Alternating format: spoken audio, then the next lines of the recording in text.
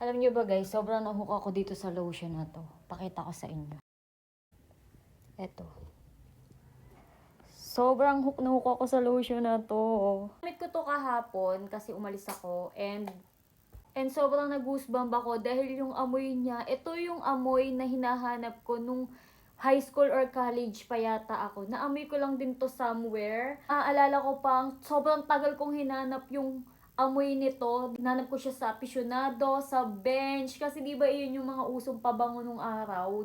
Regalo lang to sa akin and kahapon ko lang siya ginamit. Sobrang tagal ng amoy niya sa skin. Talagang kumakapit siya hanggang 3 p.m. ko siya ginamit and alas 12 na ng gabi, maamoy pa rin siya sa balat ko. Nawala na lang yung amoy niya pagkagising ko kaninang umaga kasi siguro humawa na sa kama. Pero grabe, sobrang tagal ng amoy niya. May pagka-orange yung scent niya na medyo strong, ganun. Lagi ko na itong gagamitin kapag lalabas ako ng bahay. Kasi di ba may ganun tayo na meron tayong gamit paglalabas ng bahay, meron tayong lotion na gagamitin sa bahay lang.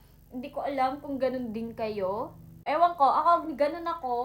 Pero ito yung lotion na gagamitin ko talaga pag umaalis ako ng bahay. Para pag may nakakasalubong ako, wow, ang bango naman nun.